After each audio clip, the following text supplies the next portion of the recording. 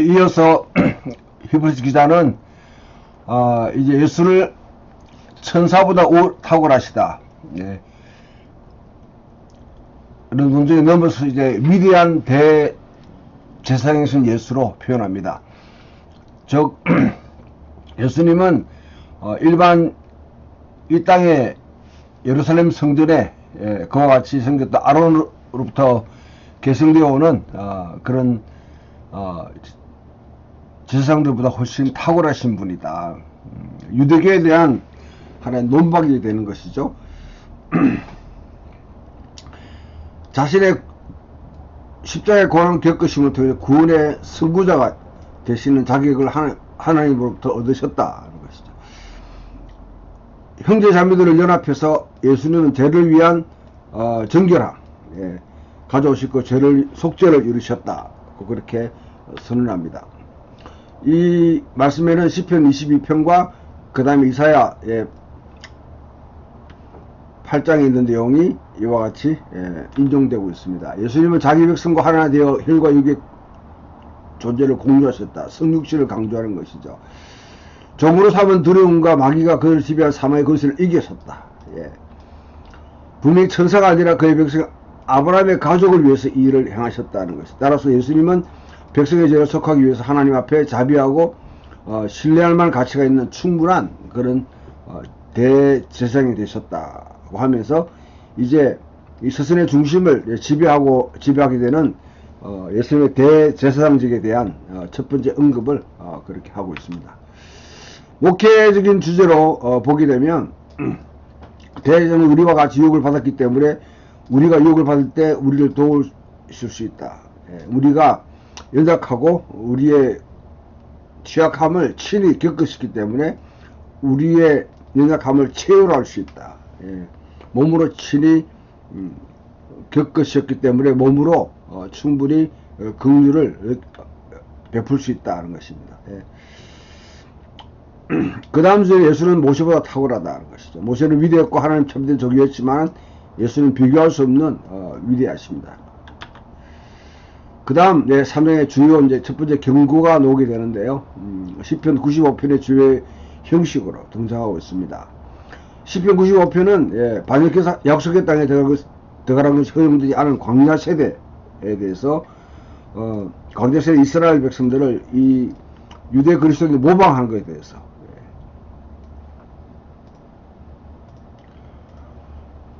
애굽에서 나와서 광야 생활을 거치고 그 다음에 가나안 땅에 이게 진정한 안식을 지금 예표하는 것이죠. 이곳은 바로 애굽이라는 것은 하나님의 백성을 압제받는 곳, 인간이 인간되지 못하게 하는 곳, 그곳에서 벗어나서 광야 생활을 거쳐 나가는데 이 광야 생활 동안에 결국 불순종해서 다시 애굽으로 돌아가려고 하는 그런 하나님이 가장 싫어하는, 특히 모압 광야에서 12 정탐꾼을 보내고 나는데 그들이 와서 부정한 그런 부정적인 그런 보고서에 채택하고 반란을 일으켜 다시 돌아가자 했을 때 하나님이 가장 분노하셨고 이제 그곳에서 모세도 결국 첫 번째 나왔던 광야 세대도 다 이제 광야에서 멸망당하고 오직 두 사람만 그렇게 여호수아와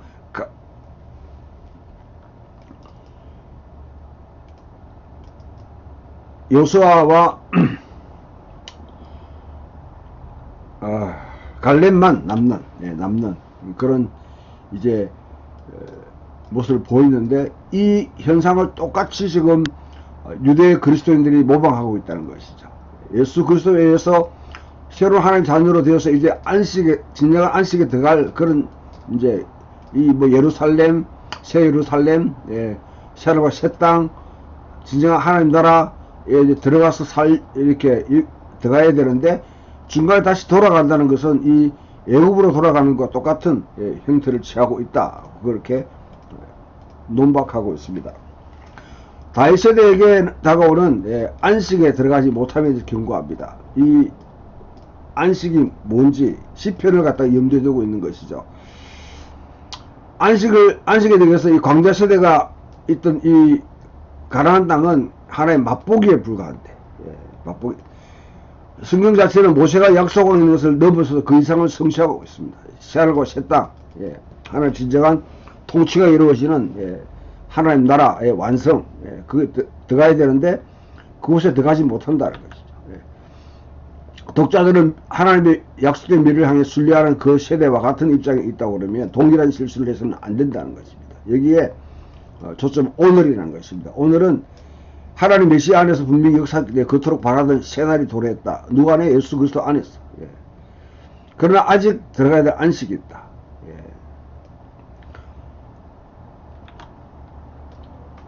새로운 종의 땅, 새로운 종의 도성, 새로운 피조물이 있을 것이다 하는 것입니다. 하늘과 땅이 흔들린 후에 완전한 현실이 될 것인데 이 창조의 7번째 날, 예, 하나님이 친히 지하신 안식을 반영하고 있습니다. 예. 그 안식. 이것이 바로 이스라엘의 성경이 항상 가르쳐왔던 오늘입니다. 오늘. 예. 독자들은 불순종하는 위험과 하나님의 말씀에 고유한 능력을 염두에 두고 계속되는 불신앙을 버리고 목표를 향해서 달려가야 된다. 그런 다음 위대한 대제사장이신 예수에게 초점을 맞추고 있습니다. 예, 여기서도 바탕에 깔려있는 요점은 동일합니다. 성경 자체가 현재 시스템 미리 맛보기로 줄곧 얻어낸 시스템에 언급하고 있을 때 새로운 경륜의 시대를 미리 지적하고 있습니다. 예. 그렇다고 해서 잘못하면 히브리서를, 예, 구약과 유대 종교 신학이 나쁘고 기독교 세대가 그것을 대체한다는 대체 신학을, 그거는 경계를 해야 됩니다. 이거는 새 관점 이후로부터는 이제는 더 이상 학교에서는 용납되지 않는, 예, 그런 생각입니다. 예. 이스라엘 성경이 항상 앞을 내다봤다는 것이죠. 이스라엘 삶의 핵심 요소를 미래의 지향적 이정표로 그렇게 봤습니다.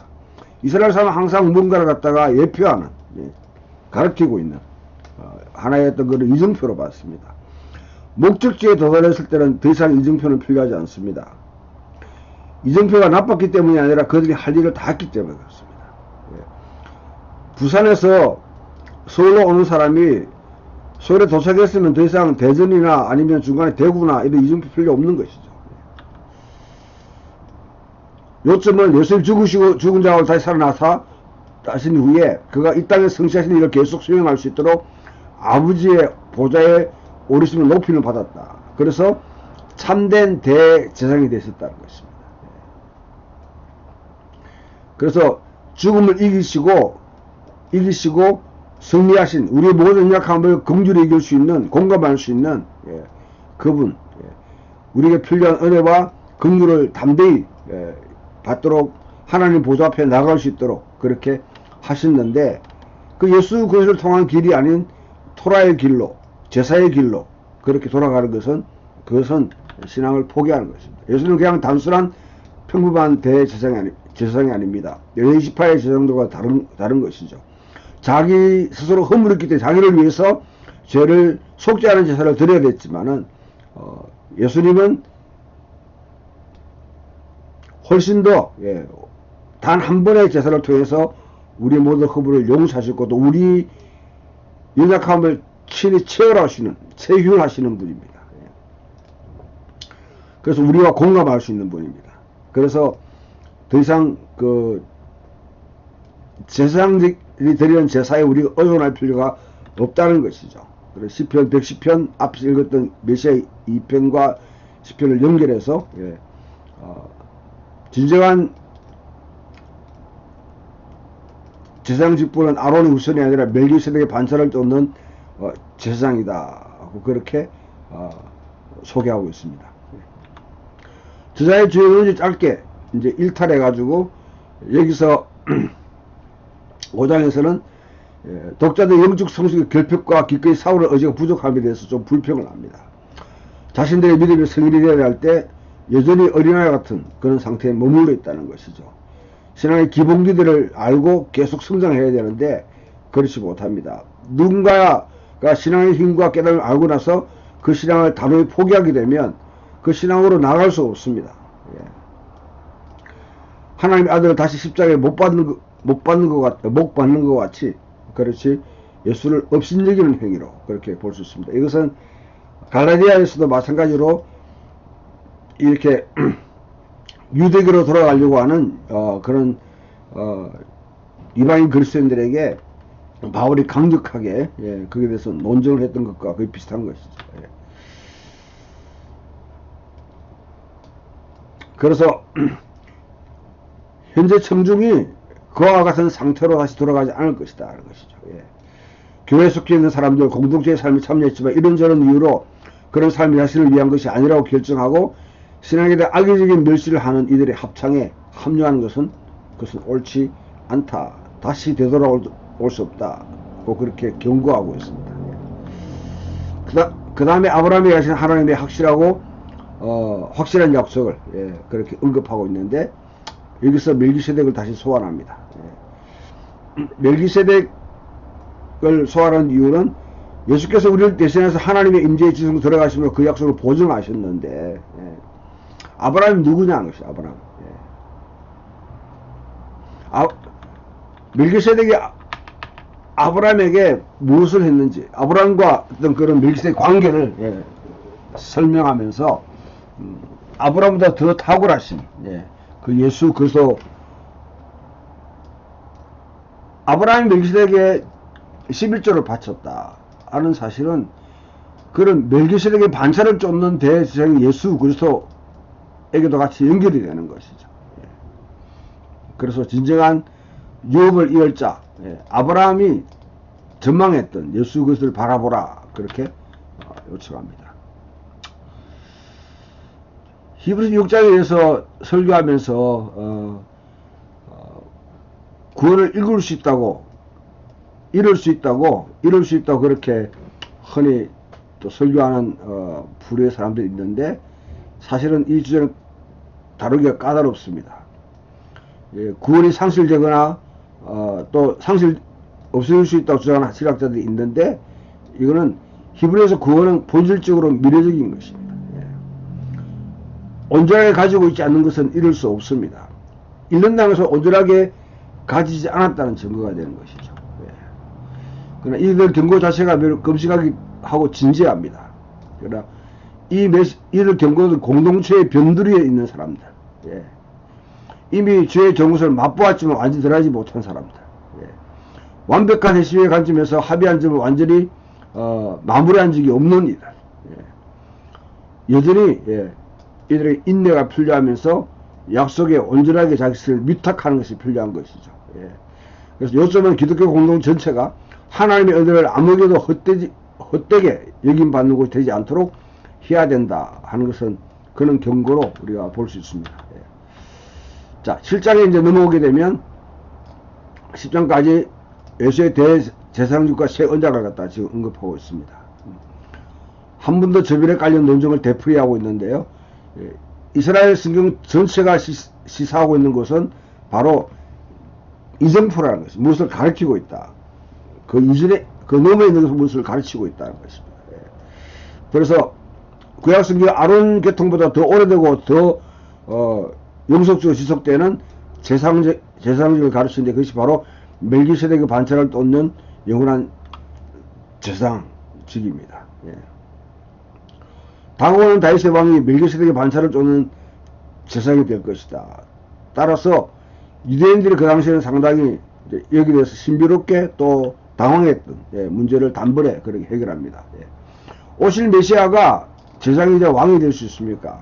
이거는 창세기 14장 18, 20절을 인용하는 것이죠. 그래서 멜기세덱 아브라함 축복과 아브라함이 그 다음 차례로 이교 왕들 정복과 약탈한 것의 10분의 1을 멜기세덱에게 주었습니다.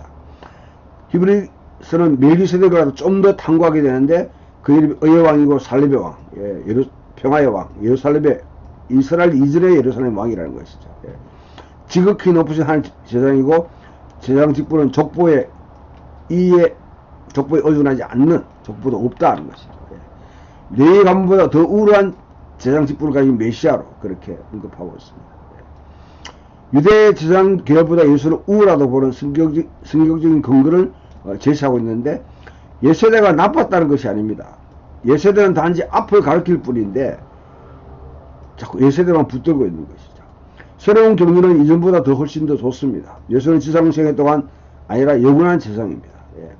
하나님 보좌 우편에 자정하셔서, 그리고 지금도 중보하고 계시면 그 재상 직분을 수행하고 계시다는 것이죠. 멜기세덱에 대한 논의는 여러분들이 시간이 허락하면 이제 이후에 더 살펴보도록 하겠습니다. 궁극적으로 하는 논증하는 것은 지금 앞으로 펼쳐질, 여기 있는 이 성막이 이제 이게 성전으로 표현되기 때문에 여기 바깥에 있는 이거는 이 성소 안에 들어가는 게 목적입니다. 이 성전 뜰을 받는 게 중요한 게 아니에요. 예. 속죄와 제사를 드리고 그다음 정결케 하는 이 예식 끝나고 나면 이 성소 안에 들어가는 겁니다. 그리고 이스라엘에서는 이걸 모든 사람이 들어가는 것이 아니라 제사장들이 들어가는 것이죠. 그리고 대제사장은 여기 지성소에 들어가게 됩니다. 여기에서 우리가 보게 되면 이 성소가 중요합니다. 성소에 이 메노라가 있고 그 다음에 진설병이 놓여있고 여기 분향단이 기도하는 곳입니다. 타미드 기도하는 아침과 저녁에 바로 이까지가 땅에 인간이 통치하는 인간의 영역을 갖다 상징한다고 그러면 이제 이곳은 뭐냐면 지성소는 하늘 성소를 갖다가 상징합니다. 요한계시록 4장 5장에 가장 잘 표현되어 있습니다. 그 생생한 그림 이미지로. 기도라는 것은 이 기도를 드림으로 보좌 앞으로 올라가는 것이, 올라간다는 게 바로 여기가 하늘과 땅이 맞닿는 곳인 것이죠. 예. 이것을 염두에 두시고요. 이러한 대상 우리가 합당하나 거룩하고 악이 없고 더러움이 없고 죄를 떠나 계시고 하늘보다 높이 되신 분이다. 대장들이 먼저 자기의 죄를 위하고 백성의 죄를 위해서 날마다 제사 드린 것 같이 그런 필요가 없는 단번에 영단번에 자기를 들여서 이러한 영원한 제사를 드렸다는 것입니다. 예. 율법의 약점을 가진 사람들은 제사장으로 세웠지만 율법 후에는 하신 맹세의 말씀은 영원히 온전하게 아들을 세웠다. 그렇게 논증하면서 멜기세덱의 반차를 쫓는 대제사장이신 예수 그리스도는 이 땅에 있는 그런 아론 계통의 그런 제사장과는 비교할 수 없을 정도로 탁월하다 하는 것을 말합니다. 지금까지 주요 주장을 요약합니다. 이거 8장 1절 6절에 결정적인 결과를 가리키고 있는데요. 제사장직의 변화가 있다는 것은 언약의 변화가 있음을 상징합니다. 모세 언약에 변덕이 있다는 것이죠. 다시 한번 성경 자체를 예고하는데 광야에 있는 성막은 하늘에 있는 하나님의 거처인 참된 성막의 그림자일 뿐이다. 그래서 땅에 있는 아론의 제사장들이 드리는 이것은 하늘에 있는 것이 하나의 모형이다. 모형. 그림자에 불과하다. 하늘에서는 멜기세덱의 반차를 쫓는 대제사장이신 예수 그리스도가 하늘에서 이와 같이 진정한 대제사장으로서 우리 인류와 온 피조물을 위한 대제사장으로서 그와 섬기고 있다. 그럼 누구를 따를래?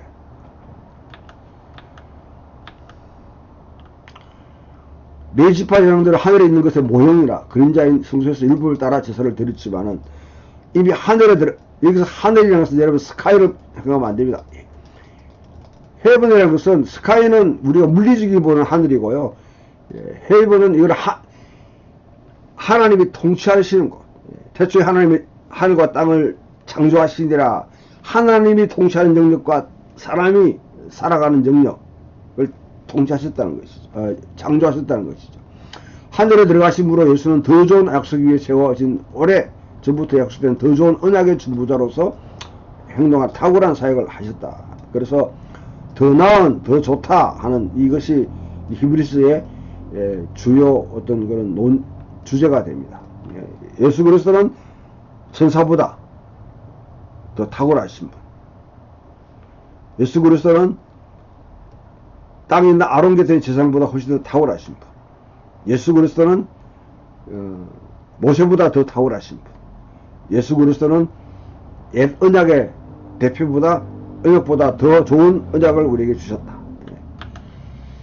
그 대제사장, 소망, 언약, 약속, 희생제사, 소유, 유업이죠. 유업, 나라, 하나님 나라, 부활, 말씀, 이것들이 예수님은 더 우리에게 좋다 해서 앞에 것을 폐기하는 것이 아니라, 무시하는 것이 아니라 완성했다는 것이죠. 그 앞에 있는 것들은 다 뭔가 가르치고 있는데 그것을 뛰어넘어 있는 것을 지금 실현하신 분이다. 절정에 가져오신 분이다. 그렇게 표현하고 있습니다. 그 다음 신실함과 인노로 부르십니다. 이때는 예레미야 31장을 지금 예언하는데 핵심은 보라 날이 이르니 내가 이스라엘 집의 집과 유다 집의 새 언약을 맺으리라. 이전 것과는 같이 않을 것이다. 나의 법을 그들 속에 두어 그들의 마음에 기록하여 그들의 하나님이고 그들은 내 백성이 될 것이다. 더 이상 그들의 죄를 기억하지 않고 그들이 다 하나님을 알게 된다. 이게 이제 성령을 통해서 우리에게 베푸시는 하나님의 은혜를 말하고 있습니다. 토라, 모세로 받은 신에 받은 토라는 돌에 새겨 있는 율법입니다. 읽어야 돼요. 그런데 성령은 이 토라를 우리 마음에 새겨 놓는다는 것이죠. 시내산에서 토라를 주신 것을 그때가 오순절입니다. 예수님이 십자가에 죽으시고 부활하셔서 하나님의 자정하심을 통해서 우리에게 성령을 보내셨다는 것은 이와 같이 우리 속에 이제는 토라의 말씀을 읽고 성취하는 것이 아니라 자연적으로 우리 속에 이제 내주하셔서 토라의 이상, 토라가 지향하는 것을 성취하게 한다는 것이죠. 그래서 갈라디아에서는 그것이 바로 성령의 열매로 드러나게 됩니다. 선지자는 여기서 예레미야는 새 언약의 본질을 설명하는데 통일된 이스라엘이 포함되고요. 백성이 굳건하기 때문에 지속될 것이고 하나님 그들의 생각과 마음에 그의 법을 기록하실 것이고 영적 친밀한 새로운 깊이로 하나님을 알게 되시고 하나님 백성에게 자비를 베푸시 그들의 죄를 더 이상 기억하지 않을 것이다. 그래서 새 언약은 옛 언약을 설모없게 만들 것이다.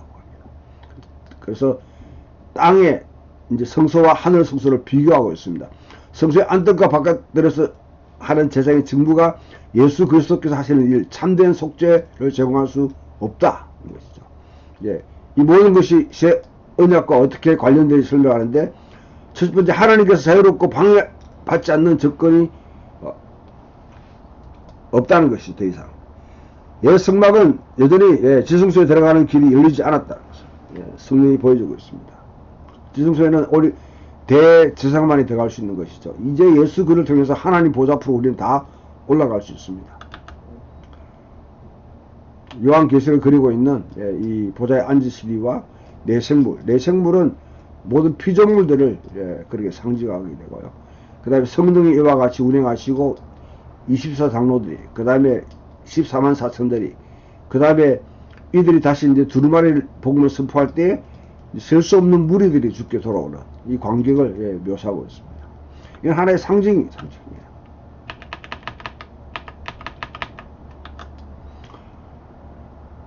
이것이 하나님 보좌를 상징하고, 이거는 땅에 있는 이 성전을 상징한다면 제사장들은 항상 매일 이곳에까지만 접근하게 되었습니다. 그러나 예수 그리스도를 통해서 이 보좌 앞으로 나아갈 수 있는 길을 열어주셨다.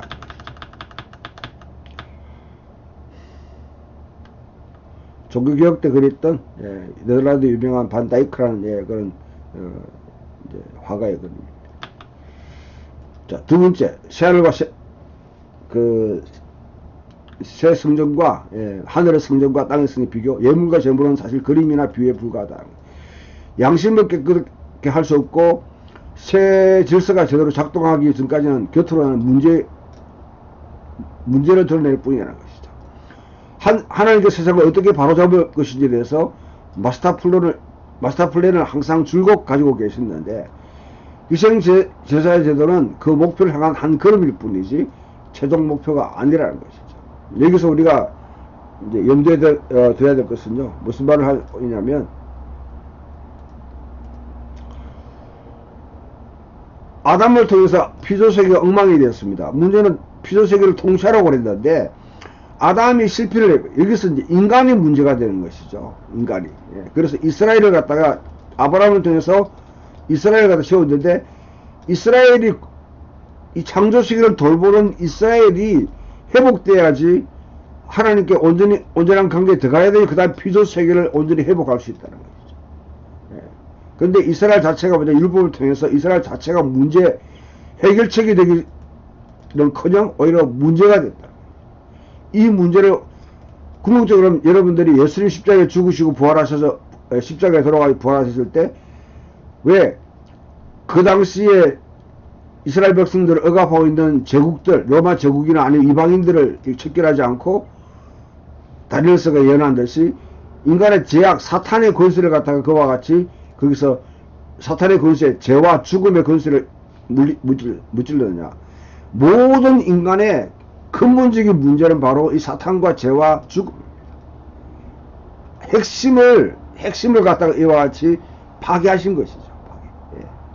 파괴하고 나니까 이제는 이 예수 그리스도의 이 구원의 능력을 믿는 인류가, 새로운 인류가 등장했다. 그것을 상징하는 예수님의 부활입니다. 예수님은 그냥 인간이 죽었다 사는 것이 아니라 새로운 인류로 부활하셨습니다. 그게 새 창조가 되는 것이죠. 그때부터 이제는 만물을 새롭게 하는 새로운 창조가 시작됐다. 새로운 출애굽인 동시에 새로운 창조가 되는 것입니다. 그 궁극적인 하나님의 마스터 플랜은 인간뿐 아니라 이스라엘뿐 아니라 모든 피조물이 죽기로 돌아와서 하나님을 경외하는, 예배하는 새로운 창조를 목적으로 두고 있는데, 희생제사들은 그와 같이 하나의 목표를 하는 준비한 걸음이었지만 그것이 최종 목표는 아니었다.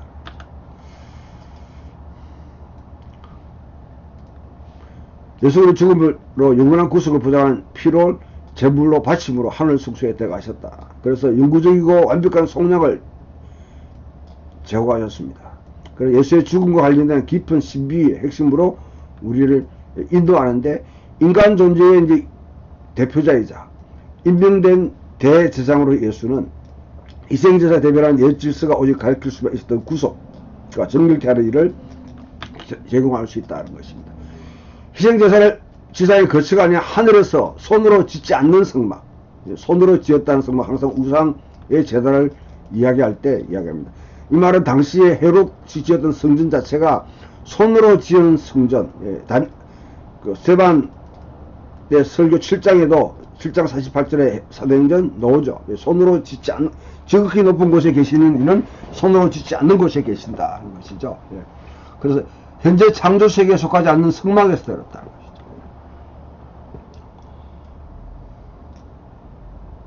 그래서 메시아의 피를 영원한 영을 통해서 하나님께 바치셨다. 죽은 행실이라는 덫에 갇혀있는 처지라기보다는 오히려 살아계신 하나님을 섬길 수 있도록 우리를 자유롭게 하셨다. 희생제도가 나타내는 전체 요지는 속량입니다. 구속입니다. 대리처벌을 받는 방식으로 죽음을 당하는 동물과 관련된 것이 결코 아닙니다. 이거는 바울의 법정 이미지로 끌어낸 하나의 그런 착상들, 개념들을 부당하게 히브리서에 전해하는 그런 잘못된 어떤 시도들인 것이죠. 이런 내용으로 계속 설교하고 가르치는 분이, 이거는 하나님의 성령의 근본적인 목적을 오해하고 있습니다. 희생제대 기독교 이해에 스며드는 사상은 백성들이 하나님의 현존에 들어갈 수 있도록 그 백성을 처벌하는 것이 아닙니다. 그 죄를, 백성의 죄를 처벌하는 것이 아닙니다. 오히려 백성과 성소에서 죄와 삶의 모든 흔적을 깨끗이 씻어서 하나님이 그 백성과 함께 거할 수 있도록 하기 위해서. 이게 궁극적인 목적입니다.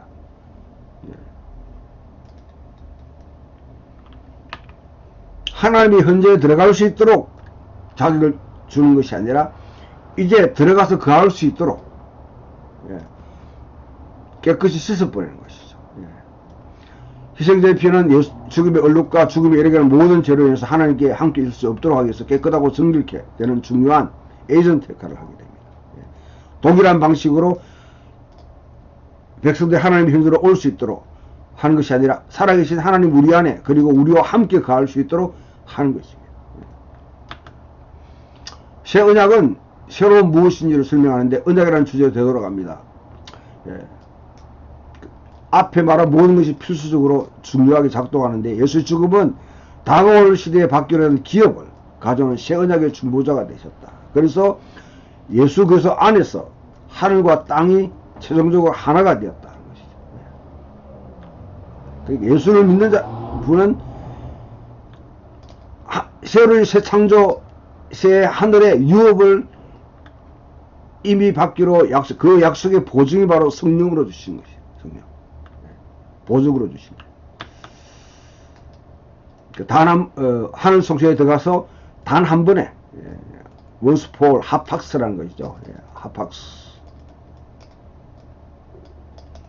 단 한 번의 제사를, 단 한 번의 모형을 해결하셨다는 것이죠.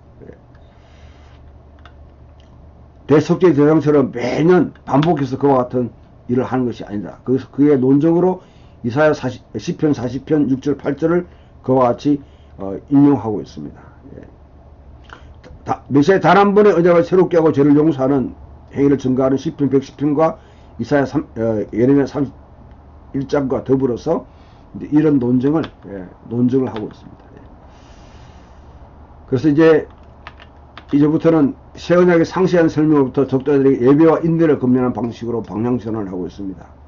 새 언약의 특권이 무엇인지를 그와 같이 기념 축하하는데, 메시아에 대한 확신, 신앙 고백, 예배에서 기념 축하하고 함께 모이고 모든 것이 위대한 대제사장에서 사역에서 비롯됐는데, 하지만 아주 중요한 경고 구절, 이걸 들어야 됩니다. 언약을 저버리는 행위가 바로 이것을 이룰 수 있다는 것이죠.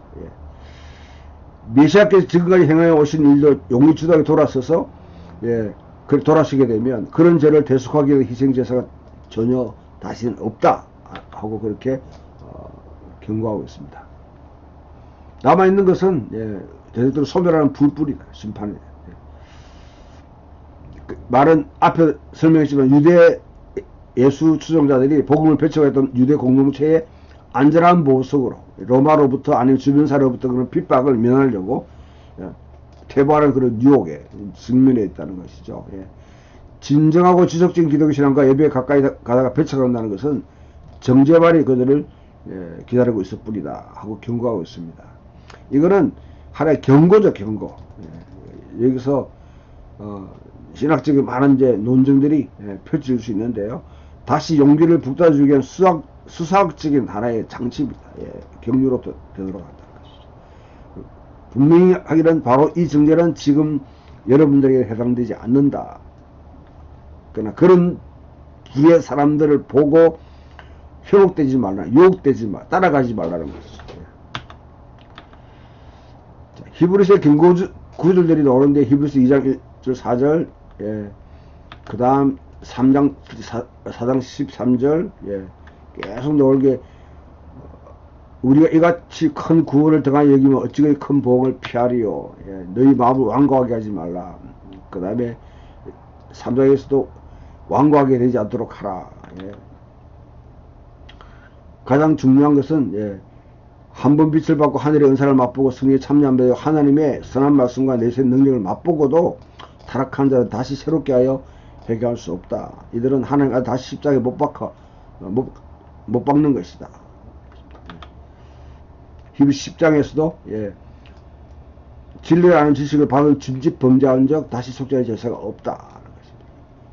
12장에서는 하나님의 은혜에 이르지 않는 자가 못하는 자가 없도록 하고 쓴뿌리가 나서 괴롭게 하나 많아서 더럽히지 않게 하라는 것이죠. 이와 같이 장자의 명분을 판 매사와 같은 망령된 자가 되지 않도록 하라.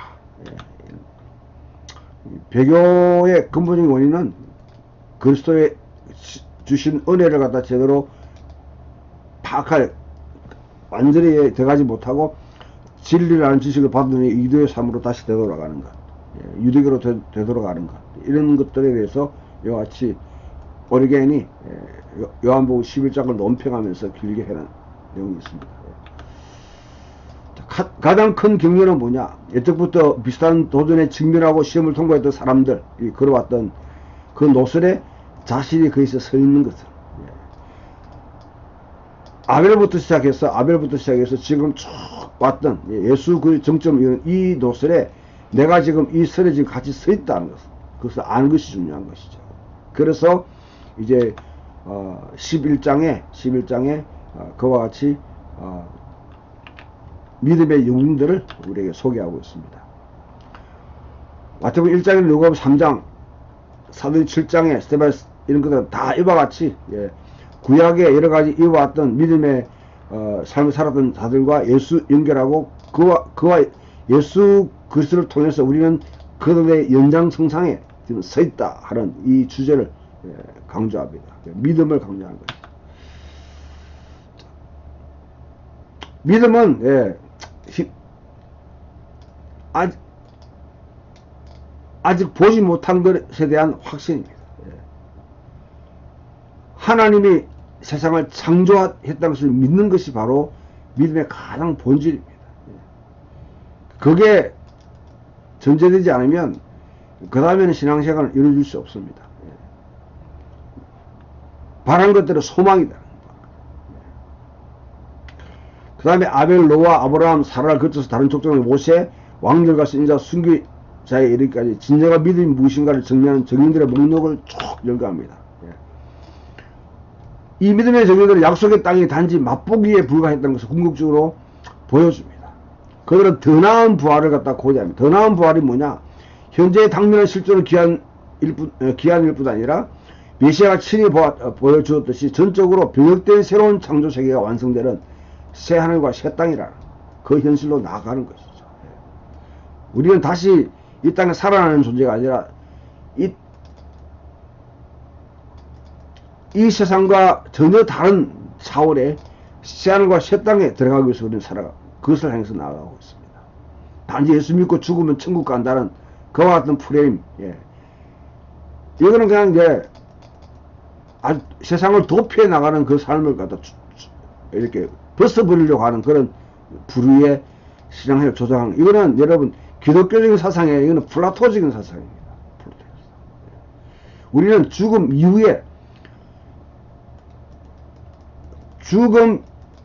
이후의 삶이 아니라 죽음 이후의 삶 이후의 삶입니다. 믿음의 영들은 세상의 아무 이분과 조율하며 살기 급급하지 않았습니다. 세상을 만든 하나님께 창조를 일찌감치 만드신다고 작정하시고 그와 같이 행동하시 미리 가르쳐왔는데 그것을 믿고 있는 것이죠. 새로운 창조에 대한 전망을 갖고 살아갔다는 것입니다. 하나님께서는 우리를 위해 더 좋은 무언가를 약속해 오셨는데, 고대의 믿음의 영웅들뿐 아니라 현시대 신자들이 다 함께 완전하게 서 있게 하기 위함입니다. 그래서 두 가지 측면에서 자신이 어떻게 봐야 될지를 알 수도 초대하는데요. 하나는 하나님의 약속을 아주 훌륭하게 적용하는 적인들의 목록 일부를 제거하고, 다른 한 개는 믿음의 영웅들보다 그리스도인들이 하나님의 도성에 더 심지어 더 가까이 서 있는 사람들인 것을 인식하도록 그렇게 제시하고 있습니다. 그리고 믿음과 인내의 최종적인 본보기는 나사렛 예수 자신이라는 것이죠. 마치 여러분 하늘에 있는 수많은 그와 같은 이 정인들이 쭉 마라톤, 우리가 믿음의 마라톤 레이스를 쭉 펼치는데 거기에 뭐냐면 지금 믿음의 영웅들이 함께 서서 우리에게 격려하고 박수하고 있습니다. 그러나 지금은 그들은 레이스를 다 마친 하나의 영웅들이고, 그렇지만 지금 레이스 참여한 자가 아니에요. 목적지가 아닙니다. 목적지는 누굽니까? 예수 그리스도라는 거예요. 믿음을 시작하시고 믿음을 완성하신 분, 믿음의 알파 오메가 되신 분, 그분을 향해서 포기하지 않고 달려라 하고, 그렇게 이 구절들이 우리에게 말씀하는 바는 우리가 예배를 드릴 때 그냥 우리만 예배 드린다고 생각하면 몰라요. 우리 주변에는 한 구름과 같은 그런 적인들이 우리를 둘러쓰고 함께 예배하고 있는 것입니다. 그들은 우리가 마라톤 레이스를 펼치는데 격려하고, 나도 그와 같은 어려움을 겪고 지치고 고난했다는 것을 보여주고 있습니다. 그러나 나를 닮아라, 내가 목적지다 하는 것이 아니라 예수 그리스도를 가리키면서 그것을 향해서 나아가도록 하는 것이죠. 그래서 우리가 겪는 이런 여러 가지 공경들이 있겠지만 우리는 역경에서 면제된 이들이 아닙니다. 그래서 에서와 같이 하나님이 주신 그 유업을 장자의 명분을 포기해버리는 물질주의로 그것을 포기해버리는 그걸 망정된 행동을 하지 말라고 그렇게 경고를 하고 있는 것이죠. 현재에서 상반된 것을 비교해서 교훈하는데 모세와 예수, 레위 제사장과 멜기세덱, 옛 언약과 새 언약 등등 이렇게 하는데 가장 최종적인 큰 본보기로 시내산과 천상의 예루살렘을 그렇게 대조하고 있습니다. 시내산은 토라가 주어진 곳입니다. 천상의 예루살렘은 진짜 이미 시민권을 얻은 궁극적 하나님의 도성입니다. 바울은 너희 시민권은 하늘에 있느니라 했을 때 스카이를 보지 마세요.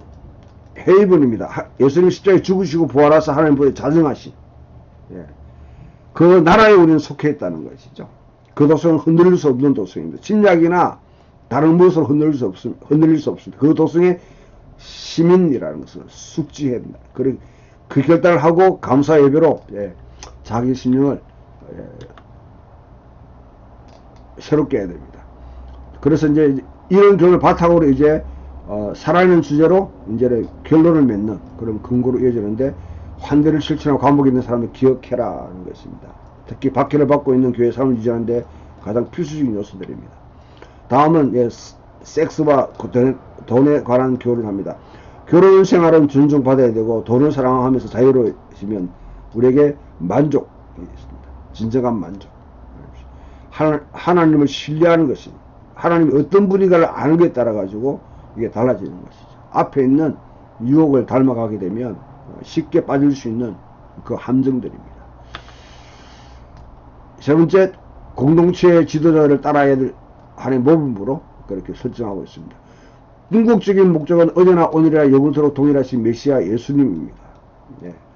하지만은 현재 뭐냐면 자기를 지도하고 있는 공동체의 지도자들, 예수를 따르는 자들로서 그 모범을 따라야 됩니다.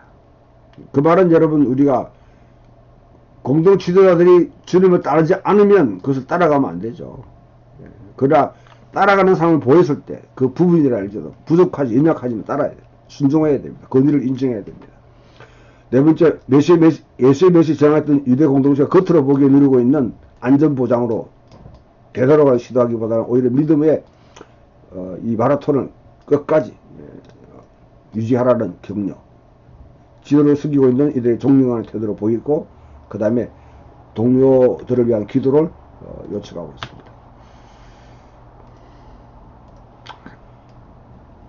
이들 훈계들 요청들은 샬롬의 하나님, 평강의 하나님 한기수 축복기도로 나가는 문을 열어줍니다. 샬롬의 하나님은 누구나 언약의 피를 흘리심으로 양들의 큰 목자가 되신 우리 주 예수 죽은 자 가운데 살리신 분입니다. 예수를 그런 목자로 언급하는 것은 이 주제들을 명확하게 중심 주제들을 명확하게 돌아보고 참조하게 만드는데요. 모든 일에 늘 온전케 하사, 온전케 한다는 모든 준비를 다 갖추게 한다는 것입니다. 오늘 완벽주의를 말한 것이 아니라 불을 끌어가고 있는 그런 소방차가 모든 장비를 다 갖추듯이 하나님 나라를 위해서 그와 같이 다 선한이라는 것은 그냥 여러분 선행이 아니라 이거 하나님 나라를 위한 이 그리스도 안에서 행하는 일 준비시킨다는 것이죠. 그가 기뻐하는 모든 것을 그리스도 예수를 말미암아 가운데 이루실 분이 또 하나님이시다. 그래서 위험스럽게 짝이 없는 현재로부터 완전한 미래를 전망하면서 거기에 참여하라고 우리에게 요청하고 있습니다. 마지막 인사말을 드리고 마무리하고 있습니다. 은혜가 너에게 있을지어다. 이렇게 하겠죠. 이 은혜는 어떤 은혜입니까? 한 분 하나님이 강력한 은혜입니다. 아브라함과 모세가 이스라엘 맺으신 예비적 언약이 나타난 그런 맛보기로 나타난 은혜입니다. 예수와 그의 죽음, 부활, 승리에서 승리의 결과를 올린 은혜입니다. 그리고 신실한 자들의 공동체를 살아계신 하나님의 도성으로 인도하기 위해 그 공동체에 대해서 강력하게 활동하고 있는 은혜에 우리를 위탁하고 있다는 것이죠. 자, 히브리서 큰 그림은 세 가지입니다. 기독론, 해석학, 속량입니다. 예수님이 누구인가를 갖다가 보여주는데 예수님의 신실함을 보여주고 있는데 그거는 기독론이 예수가 누구인지에 대해서는 천사들보다도 탁월하다. 진정한 인간이시며 진정한 아담이 실패한 것을 완성하신 분이다. 하나님 인간을 우주의 중심에 두셨습니다. 히브리서는 예수의 성취를 주창하는데 십자가에 위해서가 아니라 성천에서 마치 단 한 번의 행동으로 드렸듯이 그렇게 희생제사를 드렸듯이 십자가로부터 시작돼서 성전까지는 하나의 사건으로 보는 것이죠. 그래서 이 구약의 이미지로 진정한 묘소와 진정한 대제사장으로서 예수를 묘사하고 특히 새 언약의 중보자로 그와 같이 우리에게 말해주고 있습니다. 히브리서는 또한 구약을 읽는 새로운 방법을 보여줍니다. 해석하기 엄청 중요하게 여기는 책이기도 하는데요. 구약은 미완의 책이라는 것이죠. 그렇다고 해서 미완의 책을 폐기하는 것이 아니라 예수 그리스도를 통해서 이것이 완성됐다. 그러면 완성됐다는 말은 성경을 읽을 때에 이와 같이 구약을 다 참조를 해야 됩니다. 여기에는 그래서 히브리 저자는 인용하기도 하고 또는 인유, 넌지시 비추기도 하고 암시하는 것이죠. 또한 반영하는 것, 에코 밑에 드러나지 않지만은 반영합니다. 그래서 마치 현재 건설 중에 있는 미완성 고속도로처럼 구약성의 최종적인 목적지를 향해서 가리키고 있습니다. 지금 그곳이 우리를 데려다줄 아스팔트가 충분하지 않다는 것이죠. 그것을 완전하게 이루신 분이 바로 예수 그리스도가 완성했다. 그렇게 보게 됩니다. 그래서 유대 성경을 철저하게 그리스도 완결적, 그리스도 텔링으로 그렇게 읽는 방식을, 그래서 이제 모욕론이라는 게 등장하게 됐고, 지금은 여러분 내러티브를 읽으면서 구약이 어떻게 신약에 반영되고 있는지를 가장 잘 보여주고 있는 해석학적 지침을 제시하고 있는 것이 바로 히브리서가 됩니다. 마지막 세 번째 히브리서 마지막 특징은 이 편지가 인류를 화해시키기 위해 하나님 다루신 행위로서 예수님의 희생적인 죽음을 강조하고 있다는 것이죠. 구원의 제도를 제일 심각한 중대함과 하나님의 거룩하심을 밝게 부각시키기 고안되었지만, 하나님의 서거짐과 제 사망으로부터 성소를 정결케 해주신 하나님이 그들 가운데 거할 수 있도록 하는 행위의 범주 내에서만 작동합니다. 그러나 속으로는, 겉으로는 깨끗하겠지만은 속으로는 정결하지 못했는데 그것을 완성시키신 분이 바로 예수 그리스도의 그런 구원의 역사라는 것이죠. 단 한 번에 유일하고 진정한 희생제물이 되셨다. 그래서 우리의 양심을 죽은 행실에서 깨끗게 해서 살아계시는 하나님을 섬기게 하고, 죽은 행실에 매여 있는 것이 아니라, 이와 같은 논지 속에서 우리가 살펴보는데, 사실 여러분 다시 한 번 더 이 히브리서를 우리가 정리해 보면, 궁극적으로 히브리서가 보내주고 있는 그 공동체가 상당히 위기 속에 있습니다. 그것은 예부로부터의 압박, 예수를 믿는다는 자체가 여러분 쉬운 게 아닙니다. 주변 사례부터 가치와 삶의 방식이, 또 행동 방식이 독특한 백성들이 바로 그리스도인입니다. 그런데 오늘 많은 사람들이 예수 믿기가 쉽다고 생각해요. 믿으면 된다고. 그 믿음이 증명돼야 됩니다. 피스토스로 증명돼야 됩니다. 근데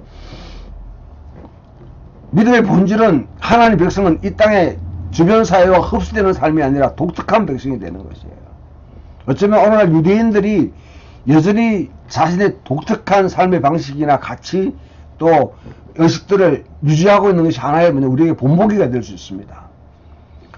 오늘날 기독교는 세상이 감당치 못하는 사람들이 아니라 너무나 세상이 잘 감당할 수 있는, 세상이 쉽게 이용할 수 있는 그런 기독교가 되어버렸어요. 그 기독교 생활을 하는 히브리 기자를 통해서 그러면 반드시 압박이 들어오게 되었습니다. 어울리지 못하고 그들에게 뭐냐면 부합되지 못하기 때문에, 그러면 사회적으로 압박이 들어옵니다. 이런 압박에 여러분 견디지 못해서 교회라는 곳부터 이제 로마 세계 내에서 안전한 안전장치가 이렇게 형성되어 있는 유대교로 되돌아가려고 하는 그런 사람들에게 그런 위기에 빠진다는 것이죠. 그래서 예수님이 누구인지를 1장 1절 4절에 보여주고 난 뒤 예수는 천사보다, 제사장보다, 그 다음에 모세보다 더 탁월하신 분이다. 이스라엘사의 신비로운 인물인 멜기세덱을 하나의 예를 들면서 예수와 결합시키고 예수님이 그런 분이다. 그러므로 다시 되돌려가는 것은 이거는 십자가에 죽은 예수를 무시하는 것이고 다시 십자가에 못 박는 것이고 이를 위해서 다시 속죄할 제사가 없다. 경고를 하는 것이죠. 그러고 난데 11장에 와서 믿음의 본보기 이런 가운데 예수님이 이런 더 좋은 약속, 더 좋은 언약, 더 좋은 부활을 갖다가 유대인들도 부활신앙을 믿고 있었습니다. 그런 종류의 부활이 아니라는 것이죠. 이거는 새로운 창조를 이룬 그 부활을 이루도록 하셨다. 그래서 믿음의 증인들 11장에서 제시하고 난 이들을 하나의 본보기로 그리스도 이전에 걸어왔던 그런 사람의 본보기로 보여주고 난 뒤에 예수 그리스도의 궁극적인 목적지야. 그럼 예수를 믿는 사람은 어떻게 되느냐? 이제는 예수 완벽하게 그 본보기를 보여주신 예수 그리스도를 믿음으로 말미암아 예수님도 고난을 받고 십자가에 죽기까지 하셨다는 거죠. 고난을 갖다 받는 것은 하나님 자녀의 정표입니다. 우리가 예수를 믿게 되면 주변 사회가 우리를 환영하고 칭찬하고 기대하는 것이 아니라 진정한 믿음을 보이게 되면 거부하고 배척하고 때로는 따돌림 받게 되었습니다. 그게 환란입니다. 역경입니다. 순교는 옛날에 일어난 지금도 우리 속에 일어나는데 우리가 순교를 하지 않는 그런 방식으로 많이 타협해버린 것이죠. 자, 이렇게 거쳐가게 되면 그러면 새하늘과 새 땅에 참여하라. 새 예루살렘에 참여하라. 그 길을 갈 때 그것을 전망하면서 인내하면서 견디면서 살아가라 하는 것입니다. 그러면 독특한 그리스도인은 이 땅을 살아가는 세상을 거슬러가는 독특한 백성입니다. 우리들이 살아가는 삶의 방식에 또 가치에 독특함이 있는지 다른 예수를 믿지 않는 자들과 진정으로 믿는 자들이 분명히 구별되게 됐습니다. 그 독특함이 있는지 아니면 흡수 통합돼서 융합되고 있는지 그것을 우리에게 경각심을 심겨 주고 있는 것이죠. 그런 측면에서 히브리서는 구약인 여러 성경과 이미지들 특히 시편과 예언들을 쭉 가져와서 그 바탕으로 예수 그리스도 이 땅에서 행하신 일이 무엇인지를 보여주는데 결정적으로 예수님은 창세기부터 시작된 하나님의 그 위대한 드라마의 절정에 이르신 분이다. 그러니까 완성시킨 분이라는 거죠. 그러니까 그 이전으로 돌아가지 말고 앞으로 나가야 돼. 어디? 예수님이 하나님 나라를 시작하셨습니다. 새로운 창조를 시작하셨습니다. 새로운 출애굽을 시작하셨습니다. 이제는 이것이 완성될 그날을 바라보고 나가야 된다. 우리에게 교훈을 해주고 있습니다. 감사합니다. 다음 주는 오늘 멜기세덱에 대해서 우리가 할 시간이 없었는데요. 나중에 좀 시간이 되면 멜기세덱을 다시 또 볼 수 있는 기회가 있으면 좋겠습니다. 다음 주는 야고보서를 이제 일단 우리가 살펴보도록 하겠습니다. 감사합니다.